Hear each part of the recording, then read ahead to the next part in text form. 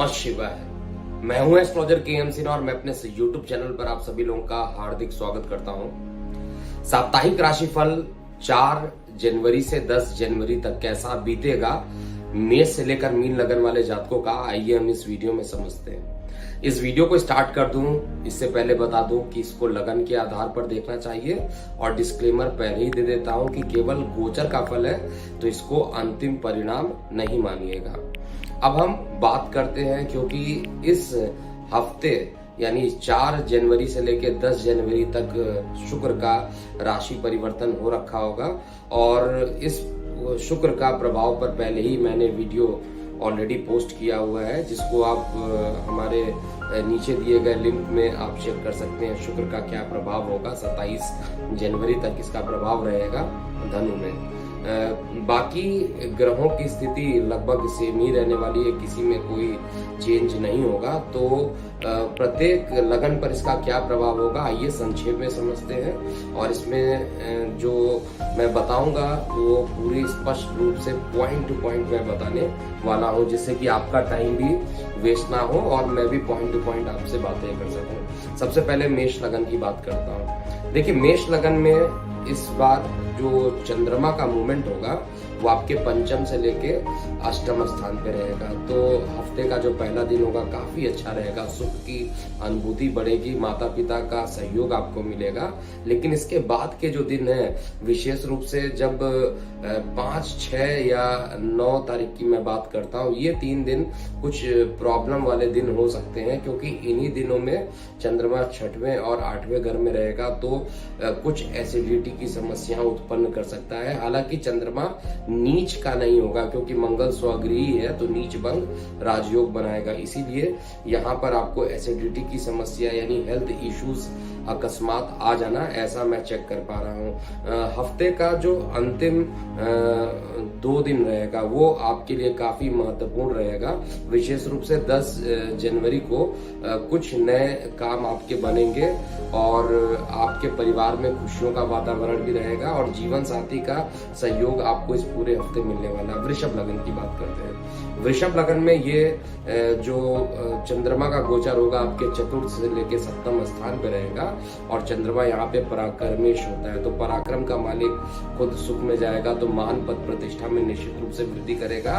माता के स्वास्थ्य में अगर कुछ गिरावट चल रही थी उस गिरावट को खत्म करेगा और प्रेम प्रसंग भी इस समय आपके बढ़ जाएंगे। साथ प्रेम प्रसंग बढ़ेंगे, यात्राएं होंगी, यात्रा करने से आपका मानसिक तनाव भी यहाँ पर कम होगा। साथ में स्वास्थ्य संबंधित जो एसिडिटी की प्रॉब्लम मुझे दिख रही है वो विशेष रूप से जब 7 तारीख और 8 तारीख की बात किया जाए, इन 2 दिन थोड़ा स्वास्थ्य में गिरावट आ सकती है। इसके अलावा जीवन साथी का आपको मिला जुला सहयोग यहाँ पर प्राप्त होगा। मिथुन लगन की बात करते हैं।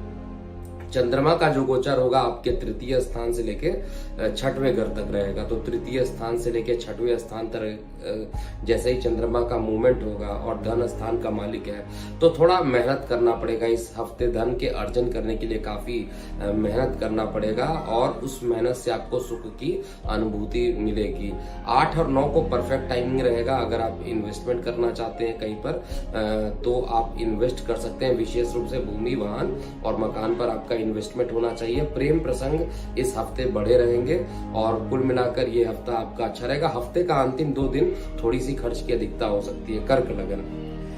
कर्क लगन में ये गोचर आपके द्वितीय स्थान से लेकर 5वें स्थान रहेगा और आपका लग्नेश है, धन में जाएगा तो आपको निश्चित रूप से धन देगा, पराक्रम बढ़ाएगा, मान पद प्रतिष्ठा बढ़ेगी और साथ में प्रेम प्रसंग भी बढ़ेगा। तो कुल मिलाकर एक वर्ड में कहा जाए तो कर्क लगन वालों को बिल्कुल परेशान होने की जरूरत नहीं है। काफी अच्छा टाइम अब गोचर में स्टार्ट हो चुका है और आपको सुख की अनुभूति भी होगी और जिनके बिजनेस नहीं चल रहे थे उनके रोजगार के दिशा में भी अच्छा फल मिलेगा और ससुराल पक्ष से भी आपको लाभान्वित होगा। सिंह लगन की बात करते हैं। सिंह लगन में ये गोचर आपके लगन से लेकर चतुर्थ स्थान पे रहेगा, तो थोड़ा सा अत्यंत आप ये कह सकते हैं कि खर्च की अधिकता बढ़ सकती है। अकस्मात खर्च आप बढ़ा सकते हैं और इस खर्च के कारण जो है फाइनेंस में कुछ ना कुछ आपको परेशानियां उत्पन्न हो सकती है। विशेष रूप से 5 और 6 तारीख को धन के अर्जन में कुछ परेशानियां उत्पन्न होंगी। इसके अलावा चंद्रमा जो रहेगा वो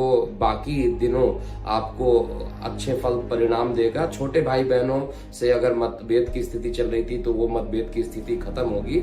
यात्राओं के योग बनेंगे और यात्राएं करनी चाहिए। और अगर आप या आपके छोटे भाई बहन विदेश जाना चाहते हैं तो यहाँ पर विदेश यात्रा के योग, विदेश मतलब लंबी यात्रा के योग यहाँ पर बन रहे हैं। कुल मिलाकर ये हफ्ता आपका औसत से अच्छा हफ्ता बीतेगा। कन्या लगन, कन्या लगन में इनकम के लिए आपको काफी मेहनत करना पड़ेगा और ये जो इनकम होगा विदेशों से या ऑनलाइन से करने ज्यादा बेटर होगा। नौकरी और व्यवसाय में स्थान परिवर्तन के योग भी बन रहे हैं। साथ में दूर संचार माध्यमों से भी आप लाभान्वित होंगे। परिवार में खुशियों का वातावरण रहेगा और हर प्रकार से ये हफ्ता आपका अच्छा बीतने वाला है। बस आपको एक दिन याद रखना पड़ेगा, स्टार्टिंग का जो 4 जनवरी है ये थोड़ा खर्चीला हो सकता है। खर्च के पॉइंट ऑफ व्यू से आपको ज्यादा परेशान कर सकता है। 5 और 6 एवरेज रहने वाला है।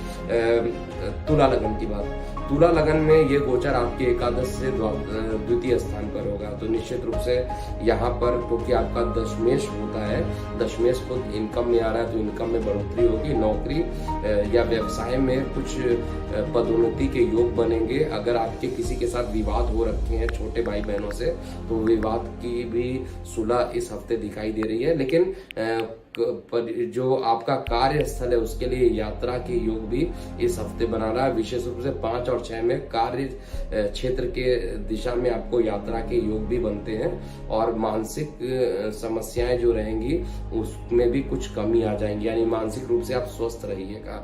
और साथ में हफ्ते का अंतिम दिन जाते जाते आपको लाभान्वित भी करा सकता है। शेयर सट्टा या लॉटरी से आपको लाभान्वित कर सकता है। लेकिन डिस्क्लेमर दे दूं कि जब भी शेयर सट्टा की बात हो तो आप अपनी कुंडली का विश्लेषण करवा के ही इसमें इन्वेस्ट करें, नहीं तो नुकसान भी हो सकता है क्योंकि ये गोचर का परिणाम है।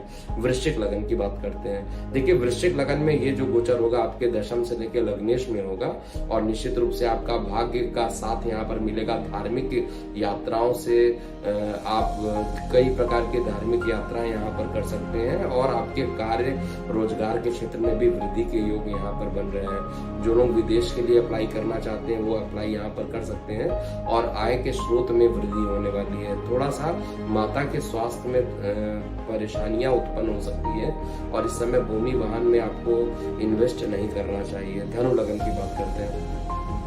धनु लगन में ये गोचर आपके अष्टम से लेके आपके नवम से लेके आपके द्वादश स्थान तक होने वाला है। तो नवम स्थान पे जब ये जाएगा, क्योंकि इस कुंडली में धनु लगन में चंद्रमा को अष्टम स्थान दिया गया है, तो अष्टमेश जब भाग्य में जाएगा तो भाग्य की सहायता आपको नहीं मिलेगा। लेकिन वहां का जो मालिक है खुद ऑलरेडी अच्छे जगह पर प्लेस्ड है, तो मिला जुला प्रभाव रहेगा।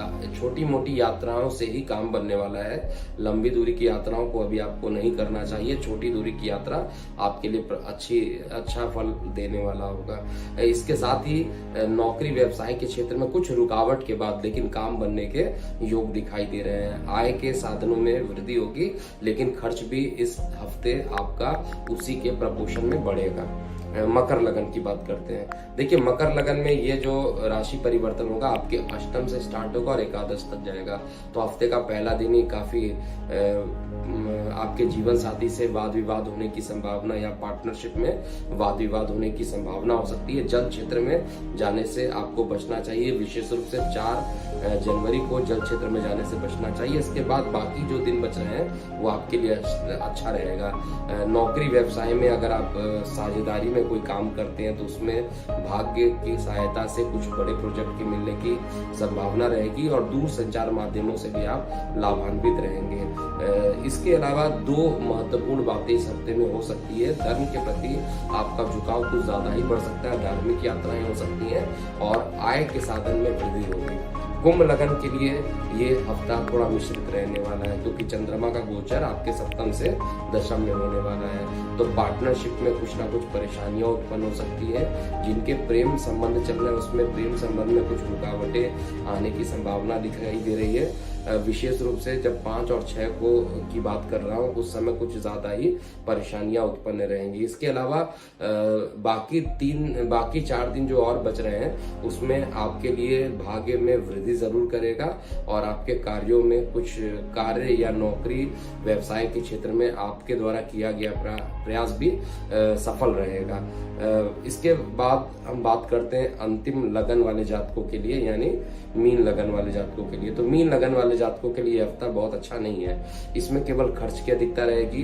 शरीर में ये कह सकते हैं कि एसिडिटी की ज्यादा प्रबलता रह सकती है और जो चंद्र से रिलेटेड मतलब मानसिक पीड़ा भी आपको यहाँ पर इस हफ्ते देखने को मिलेगी। जीवन साथी का हालांकि आपको सहयोग प्राप्त होगा, पिता के स्वास्थ्य में सुधार भी देखने को मिलेगा, लेकिन आपके शरीर या आपके बॉडी पर कुछ ना कुछ निगेटिविटी होगा। विशेष रूप से 5-6 बहुत बढ़िया बीतने वाला नहीं देख पा रहा हूँ। इसके अलावा जो बाकी दिन है उसमें आपको लास्ट में हफ्ते के अंतिम दिन जो रहेगा ये आपको भाग्य का सहयोग देते हुए धार्मिक यात्राओं में भी व्यस्त रखेगा।